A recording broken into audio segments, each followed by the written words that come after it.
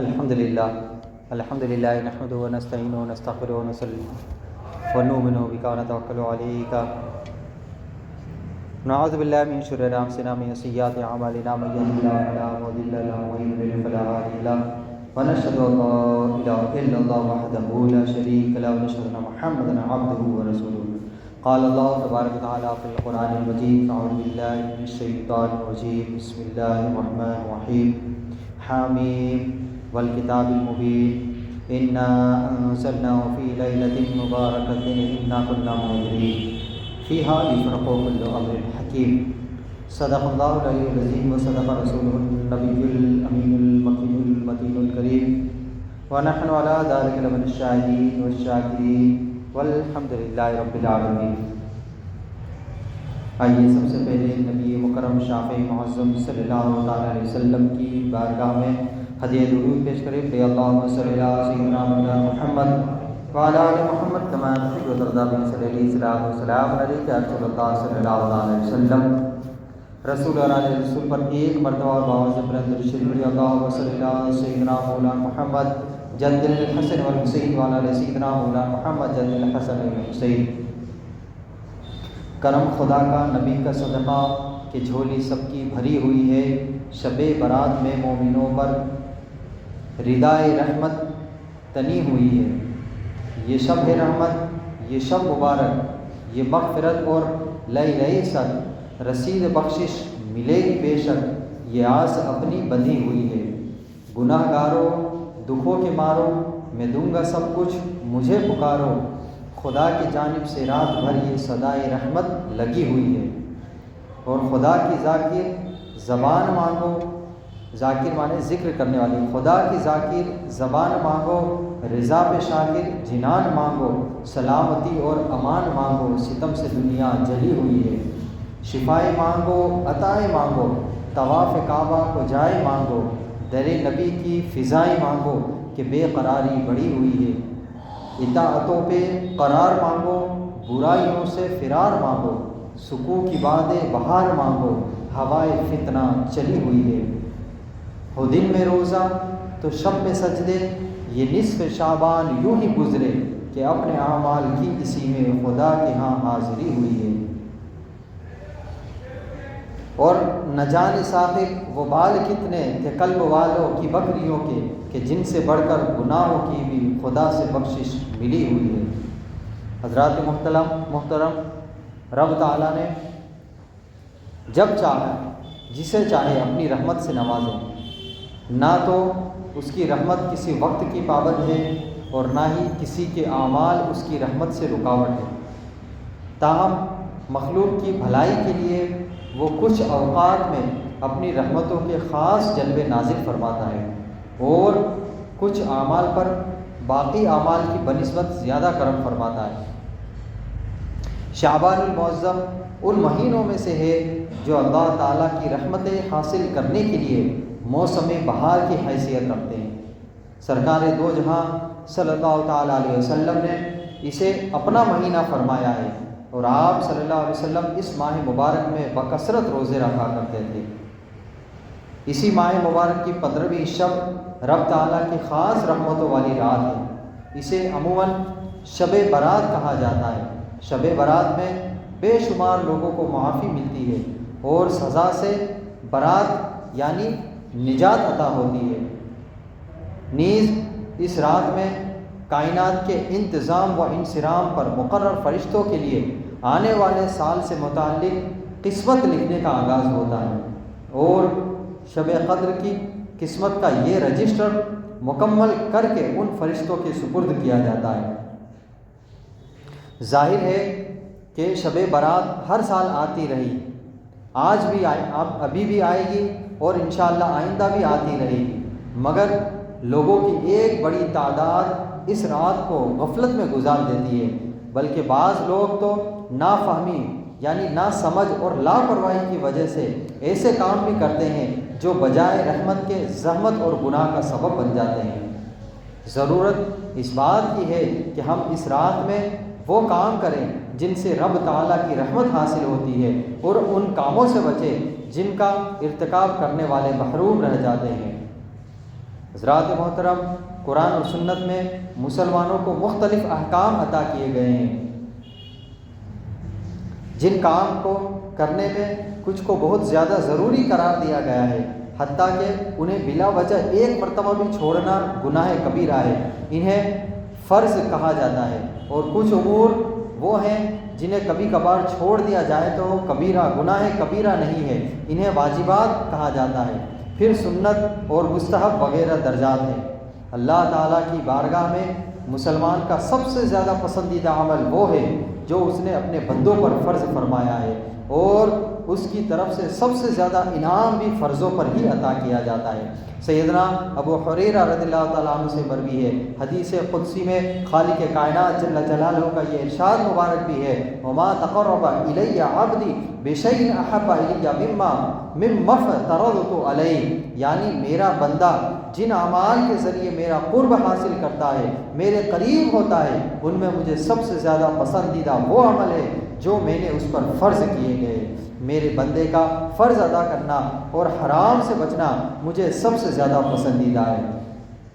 سیدنا عثمان غنی رضی اللہ تعالیٰ عنہ سے روایت ہے کہ جان عالم صلی اللہ تعالیٰ علیہ وسلم نے فرمایا، من صلی العشاء فی جماعہ فکأنما قام نصف اللیل ومن صلی الصبح فی جماعت فکأنما صلی اللیل کلہ، یعنی جس شخص نے نماز عشاء با جماعت ادا کی گویا اس نے آدھی رات قیام کیا۔ نماز عشاء با جماعت ادا کرنے پر اللہ تعالیٰ اسے رات کے شروع کے آدھے حصے میں نوافل ادا کرنے کا ثواب اور ذکر و وظائف میں مشغول رہنے کا ثواب عطا فرمائے گا، اور جس نے نماز فجر با جماعت ادا کی گویا اس نے پوری رات نماز پڑھی ہے۔ نماز فجر با جماعت ادا کرنے پر اللہ تعالیٰ اسے رات کے آخری آدھے حصے میں نوافل ادا کرنے اور ذکر و وظائف میں مشغول رہنے کا ثواب عطا فرمائے گا۔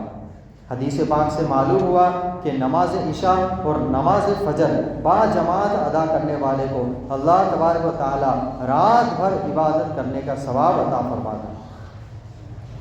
آج کے اس دور میں عصر حاضر میں جہاں دوسرے بہت سے معاشی و معاشرتی خرابیاں پائی جاتی ہے، وہیں ایک بڑی بے توجہی یہ بھی ہے کہ بہت سے حضرات فرائض میں غفلت کا مظاہرہ کرتے ہیں جبکہ مستحبات اور نوافل کے پابند نظر آتے ہیں۔ مثلا محافل میں بھرپور شرکت کرتے ہیں لیکن نماز سے لاپرواہی برتتے ہیں، دنیاوی علوم میں کوشش کرتے ہیں مگر فرض علوم سے نا آشنا رہتے ہیں، صدقہ و خیرات کرتے ہیں مگر حج اور زکوٰۃ کا فریضہ ادا نہیں کرتے، لوگوں کی پریشانیاں حل کرنے کی کوشش کرتے ہیں مگر والدین اور دوسرے رشتہ داروں کے حقوق سے غافل رہتے ہیں۔ ہمیں چاہیے کہ شب برات میں سبھی اعمال خیر خوب جوش و خروش سے سر انجام دیں اور یہ بھی ذہن میں بٹھائیں کہ سب سے زیادہ ضروری فرائض ہیں، باقی سب کچھ ان کے بعد ہے۔ کوئی بھی انسان اللہ تعالیٰ کی رحمت سے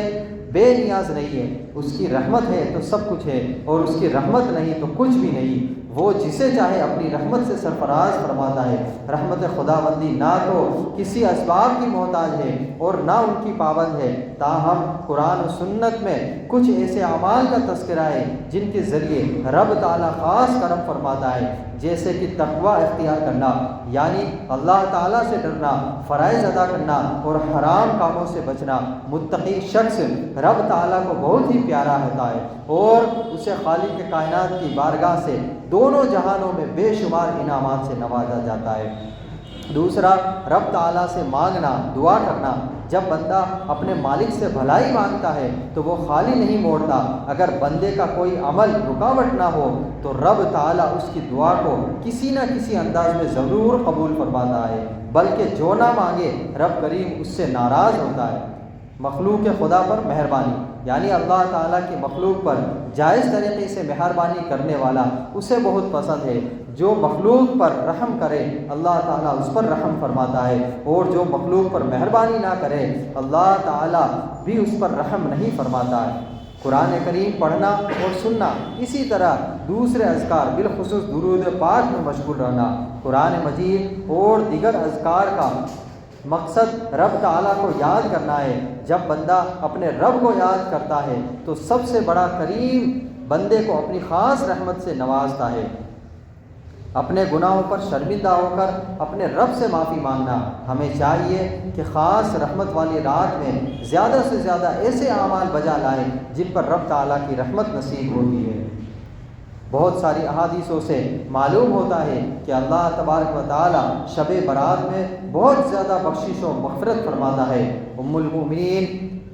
حضرت عائشہ صدیقہ رضی اللہ تعالیٰ عنہ سے مروی ہے کہ رسول اللہ صلی اللہ تعالیٰ علیہ وسلم نے فرمایا ان اللہ عز وجل ینزل لیلۃ النصف من شعبان الی السماء الدنیا فیغفر لاکثر من عدد شعر غنم کلب، یعنی شعبان کی 15ویں رات کو اللہ تبارک و تعالیٰ اپنی خاص رحمت کے ساتھ دنیا پر تجلی فرماتا ہے جیسا کہ اس کی شان کے لائق ہے۔ چنانچہ قبیلہ بنو کلب کی بکریوں کے بالوں سے زیادہ گناہوں کی بخشش فرماتا ہے۔ چنانچہ شب برات کے سب سے زیادہ ضروری کاموں میں سے ایک یہ ہے کہ انسان رب تعالیٰ کی بارگاہ میں اپنے گناہوں سے سچی توبہ کرے اور اپنی نجات کے لیے فکر مند ہو۔ علماء کرام نے لکھا ہے کہ سچی توبہ کے لیے 3 باتیں ضروری ہے۔ پہلا، اپنے گناہوں کا اعتراف کرنا، یعنی ہم نے جو گناہ کیے اس کو ایکسیپٹ کرنا۔ دوسرا، ان پر شرمندہ ہونا، اور تیسرا، آئندہ نہ کرنے کا پختہ ارادہ کرنا۔ اللہ تبارک و تعالیٰ نے قرآن مجید میں ارشاد فرمایا یا ایھا الذین آمنوا توبوا الی اللہ توبۃ نصوحا، اے ایمان والو اللہ کی بارگاہ میں ایسی توبہ کرو جس کے بعد گناہ کی طرف نہ لوٹنا، یعنی ایسی توبہ کرو کہ اعمال میں اس کا اثر معلوم ہو۔ ہم جو نیکی کریں تو معلوم چل جائے کہ یہ انسان اب گناہ نہیں کر سکتا اور آئندہ گناہوں سے بچتے ہوئے نیکیوں میں اپنی زندگی بسر کرے۔ حضرات محترم، جن گناہوں کا تعلق حقوق اللہ سے ہے جیسے نماز، روزہ، حج، زکوٰۃ، قربانی وغیرہ کی ادائیگی میں سستی کرنا، بد نگاہی کرنا، قرآن پاک کو بے وضو ہاتھ لگانا، شراب نوشی کرنا، فحش گانے سننا وغیرہ، ان سے توبہ کی تفصیل یوں بتائی گئی ہے کہ اگر عبادت میں کوتاہی ہو، سستی آئے تو توبہ کرنے کے ساتھ ساتھ ان عبادات کی قضا بھی واجب ہے۔ مثلا اگر نماز چھوٹ گئی یا رمضان کے روزے نہ رکھے تو ان کا حساب لگائے اور ان کی قضا کرے۔ اگر زکوٰۃ کی ادائیگی میں کوتاہی ہوئی ہو، سستی ہوئی ہو، چھوڑ دیا ہو تو حساب لگا کر اسے ادا کرے۔ حج فرض ہو جانے کے باوجود نہیں کیا تھا تو اب ادا کرے۔ اور اگر گناہوں کا تعلق عبادات میں کوتاہی سے نہ ہو جیسے کہ بد نگاہی کرنا، شراب نوشی وغیرہ، تو ان پر ندامت و شرمندگی کا اظہار کرتے ہوئے بارگاہ الہی میں توبہ کرے اور نیکیاں کرنے میں مشغول ہو جائے۔ یہ بھی یاد رہے کہ بعض گناہ پوشیدہ ہوتے ہیں جو نظر نہیں آتے، اور بعض اعلانیہ جو ہم کھلم کھلا کرتے ہیں جیسے کہ داڑھی مڈانا، سر عام شراب پینا وغیرہ۔ جو گناہ کسی پر ظاہر نہ ہوا ہو اس کی توبہ پوشیدہ طور پر کرے، اور اگر جو گناہ کسی پر ظاہر کر کے کیا ہو اس کا اعلان، اس کی توبہ بھی اعلانیہ کی ہو تو اس کی توبہ بھی برسر عام لوگوں کے سامنے کی ہو۔ یعنی اگر ہم نے کوئی گناہ ایسا کہ بند کمرے میں کیا ہو، ہمیں کسی انسان نے نہ دیکھا ہو، تو اسے دل میں ہی اکیلے میں توبہ کریں، اور کوئی ایسا گناہ جسے ہم نے لوگوں کے سامنے کیا ہو اور سب لوگ اس کے گواہ ہو تو ایسی گناہ کی توبہ بھی لوگوں کے سامنے کرنی چاہیے۔ حضرات محترم، ہر انسان پر جس طرح اللہ تعالیٰ کے حقوق ہے اسی طرح بندوں کے بھی حقوق ہے۔ شریعت مطہرہ میں تفصیل ہے کہ والدین کے اولاد پر کیا حقوق ہے اور اولاد کے والدین پر کیا حقوق ہے، مشائخ اور اساتذہ کے مریدین و تلامذہ یعنی اسٹوڈنٹ کے اور استاد پر کیا حقوق ہے، اور مشائخ و اساتذہ پر کیا حقوق ہے۔ اسی طرح زوجین یعنی میاں بیوی، پڑوسی، اہل محلہ اور لین دین والوں کے حقوق کی مکمل وضاحت بیان کی گئی ہے۔ حقوق اللہ کی تعظیم اگرچہ زیادہ ہے مگر بندوں کے حقوق کا معاملہ ان سے بھی مشکل اور اہم ہے۔ اللہ تعالیٰ کے حقوق کا معاملہ اس کے سپرد ہے، وہ توبہ نہ کرنے والوں کو چاہے تو معاف فرمائے اور چاہے تو سزا دے، جبکہ بندوں کے حقوق کا معاملہ بہت سخت ہے۔ رب تعالیٰ بندوں کا بھی مالک ہے اور ان کے حقوق کا بھی مالک ہے، وہ چاہے تو بندوں کے حقوق بھی اپنے سپرد رکھتا، مگر اس نے کمال انصاف سے یہ ضابطہ، یہ قانون مقرر فرمایا ہے کہ بندوں کی حق تلفی، اگر ہم کسی کا حق کھا رہے ہوں تو جب تک حق والا معاف نہیں کرے گا تب تک اسے معافی نہیں ملے گی۔ اسی طرح حقوق العباد کی معافی کے 3 طریقے بتائے گئے ہیں کہ دنیا میں حق ادا کر دیا جائے یا حق والے سے معاف کرا لیا جائے۔ دوسرا، روز قیامت اپنی نیکیاں اسے دے کر اس کے گناہ اپنے سر لے کر معافی ہو۔ تیسرا، اللہ تعالیٰ اپنے کرم سے حق والے کو راضی کر دے اور اس سے فرمائے یہ لے لو اور فلاں کو معاف کر دو۔ ظاہر ہے کہ ان تینوں میں سب سے آسان صورت یہی ہے کہ دنیا میں حق ادا کر دیا جائے یا حق والے سے معافی مانگ لی جائے۔ سیدنا ابو ہریرہ رضی اللہ تعالیٰ عنہ سے مروی ہے کہ رسول اللہ صلی اللہ تعالیٰ علیہ وسلم نے فرمایا کہ اللہ تعالیٰ اس شخص پر رحم فرمائے جس سے اپنے مسلمان بھائی پر عزت یا پامال کے سلسلے میں ظلم ہو گیا ہو، یعنی حق تلفی کی ہوئی ہے، کسی کا حق کھا لیا ہو تو وہ اس کے پاس آ کر معافی کرا لے۔ وہ دن قیامت آنے والے پہلے دن جب اس کا مواخذہ ہوگا، اس سے اس کا حساب لیا جائے گا تو وہاں نہ دینار ہوں گے یا وہاں نہ کوئی پیسہ ہوگا، نہ کوئی سونا چاندی یا کوئی اور مال۔ اگر ہم ظالم کے پاس اگر نیکیاں ہو تو اسے ظلم کے مطابق چھین لی جائیں گی اور مظلوم کو دے دی جائے گی، اور اگر اس کے پاس نیکیاں نہ ہوئی تو مظلوم کے گناہ ظالم پر ڈال دیے جائیں گے۔ عموماً انسان کسی سے معافی مانگنے میں اپنی بے عزتی محسوس کرتا ہے، حالانکہ معافی مانگنا عاجزی کرنے والے سے اللہ تعالیٰ نے فرمایا ہے کہ اس کی عزت میں اضافہ فرماتا ہے۔ بندوں کے حق کی تلفی جیسے چوری، غیبت، چغلی، کسی کو تکلیف دینا، اذیت دینا، ماں باپ کو ستانا، امانت میں خیانت کرنا، قرض لے کر دبا لینا وغیرہ، ان کے معافی اس طریقے سے ہوگی کہ اگر کسی کی عزت و آبرو میں دست اندازی کی، مثلا کسی کو گالی دی یا کسی پر تہمت لگائی یا ڈرایا دھمکایا تو توبہ تب مکمل ہوگی جب اللہ تعالیٰ سے معافی مانگنے کے ساتھ ساتھ اس مظلوم سے معافی مانگی جائے۔ اور اگر مالی معاملے میں شریعت کی خلاف ورزی کی، مثلا کسی نے امانت میں خیانت کر لی، کسی نے آپ کو کچھ دیا رکھنے کے لیے اور آپ نے اسے ہضم کر لیا یا قرض لے کر دبا لیا، کوئی چیز خریدی اور رقم ادا نہیں کی، تو اللہ تعالیٰ اور اس مظلوم سے معافی مانگنے کے ساتھ ساتھ اسے اس کا مال بھی واپس کرے یا معاف کروا لے۔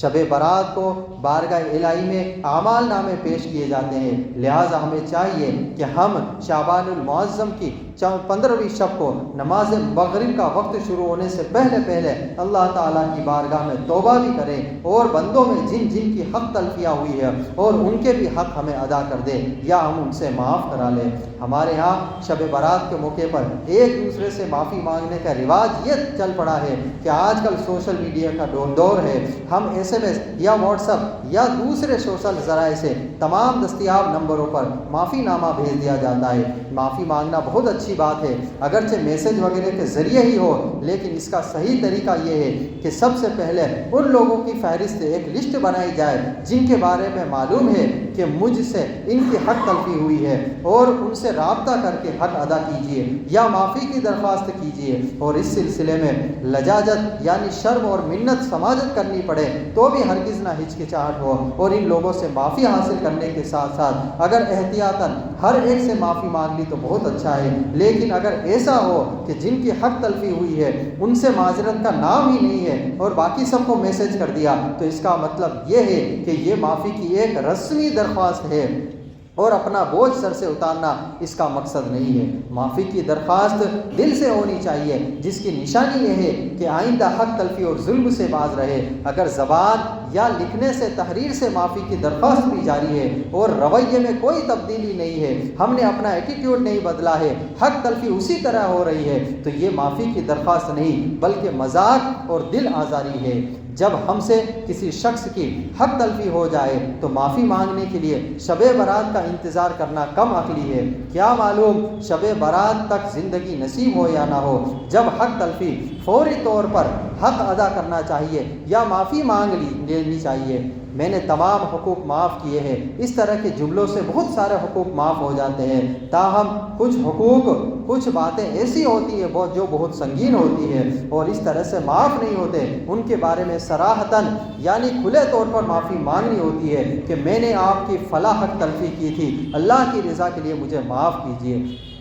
حضرات محترم، جب کوئی شخص دوسرے شخص سے معافی مانگے تو اللہ تعالیٰ یہ پسند فرماتا ہے کہ مظلوم اپنے رب کو خوش کرنے کے لیے معاف کر دے، البتہ ناراضی کی شرح وجہ ہو تو الگ بات ہے۔ اللہ تعالیٰ نے ارشاد فرمایا وَلْيَعْفُوا وَلْيَصْفَحُوا أَلَا تُحِبُّونَ أَن يَغْفِرَ اللَّهُ لَكُمْ وَاللَّهُ غَفُورٌ رَحِيمٌ، اور انہیں فضیلت والوں کو چاہیے کہ معاف کر دے اور درگزر کرے۔ کیا تم اس بات کو پسند نہیں کرتے کہ اللہ تمہاری بخشش فرما دے اور اللہ بخشنے والا مہربان ہے؟ تمہاری بھی خواہش ہے کہ اللہ تعالیٰ تمہیں معاف کرے، چنانچہ تم لوگوں کو معاف کر دو اور اللہ تعالیٰ تمہیں معاف کرے گا۔ جب کوئی شخص دوسرے شخص سے معذرت کر لیتا ہے اور سچے دل سے معافی مانگ لیتا ہے تو حق والے پر لازم ہے کہ کوئی شرعی رکاوٹ نہ ہو تو معاف کر دے، اگر بلا وجہ معاف نہیں کرے گا تو گناہگار رہے گا۔ حضرت جودان رضی اللہ تعالیٰ عنہ سے مروی ہے کہ خاتم النبی صلی اللہ تعالیٰ علیہ وسلم نے فرمایا کہ جس نے اپنے مسلمان بھائی سے معذرت کی اور اس نے بلا وجہ معذرت کو قبول نہ کیا تو اس پر ظالمانہ ٹیکس لینے والا جتنا گناہ ہوگا۔ اللہ تبارک و تعالی ہمیں اور آپ کو شعبان المعظم کی اس رات میں تمام لوگوں کے حقوق معاف کرنے اور ظالم بننے سے محفوظ و معمون فرمائے اور ہر طرح کے نیک اعمال کرنے کی توفیق رفیق عطا فرمائے۔ استغفر اللہ ربی من کل ذنب اذنبت واتوب الیہ وآخر دعوانا